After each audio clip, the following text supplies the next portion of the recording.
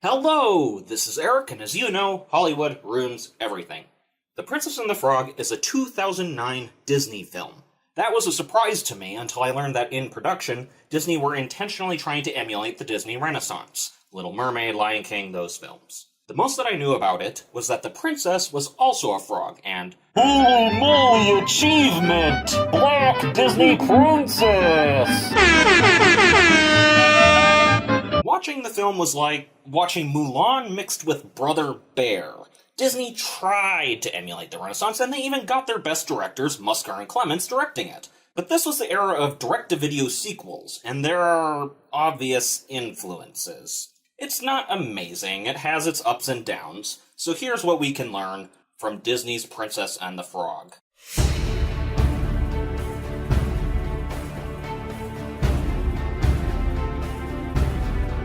The Princess and the Frog was inspired by The Frog Princess, which was inspired by The Frog Prince. The original tale has the frog requesting various things from a princess, with her getting angry about it, until she kisses him and he becomes a prince. What that inspired was a tale of a princess kissing a frog and becoming a frog, and the two of them running through the wilderness until they find out how to turn back. And that was what inspired this Disney movie. This entire process reminds me of The Black Cauldron, inspired by a recent novel emulating a fairy tale and resulting in not quite a structured story. There is a first act, and it's an incredibly good first act.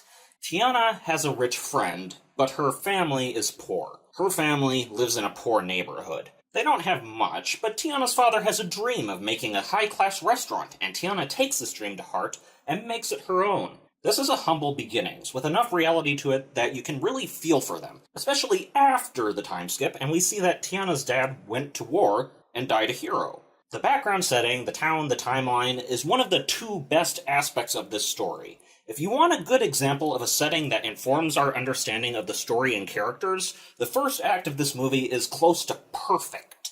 I was absolutely on board all throughout introducing the prince and his love of music, Tiana's crazy rich friend, the villain, all the way up to the frog. The prince gets transformed, imprisoned, and escaped, all completely off-screen. Okay, now...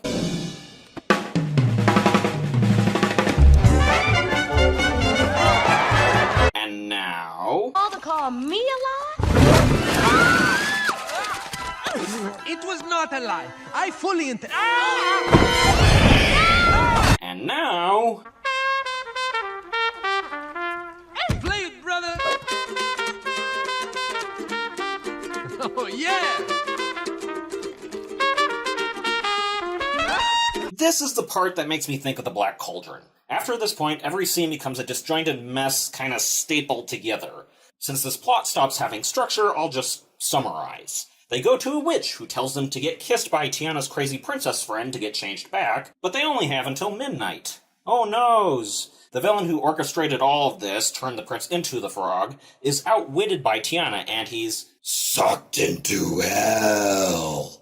Then Tiana marries the prince, and since she's now a princess, a kiss from her turns her back to normal. She gets the restaurant she's always wanted, and everyone's happy.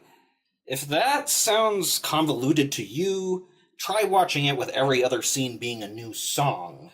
I mean, songs are fine, this is Disney, but usually they are a way of establishing narrative while having lots of fun and leaving you humming afterwards. When a movie starts singing about everything and does it every other scene, the songs lose some of their impact. I've seen a few modern films do this. This is a modern film. Well, in that case, this is the best modern example of what not to do with song and dance numbers in a cartoon. Anyways, the lesson in all of this is twofold. Keep it simple and keep the details spare if you don't know how to use them. And, while a story structure is not required, it does help.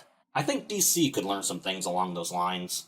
The second best aspect of this story was the villain. Perhaps it's because I haven't encountered too many of this sort, but I really enjoyed watching him. He's a voodoo master who manipulates shadows, concealing real magic under parlor tricks. One who speaks to demons and ghosts, and uses this power for evil.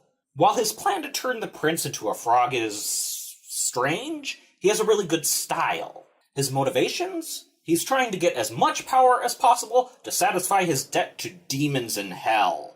I mean, that doesn't exactly fit the story, but I'd be hard-pressed to find any villain that would fit this story. He wouldn't fit into the first act, and he definitely doesn't fit into trumpeting Alligator Land. But despite that, this is one of the more interesting Disney villains. Not on the level of Frollo, but still up there. I might even put him above Jafar. So yeah, some ups and downs. Good for kids, maybe okay at best for adults. Not Disney's best work, but there are still lessons to take away from it. There are other things that could be learned from The Princess and the Frog, but that's enough for today. I'll leave you to see it for yourself. If you have seen it, what did you think? Please let us know in the comments below. Don't forget to like, subscribe, and hit the bell button to receive notifications whenever we put out a new video, and have a nice day.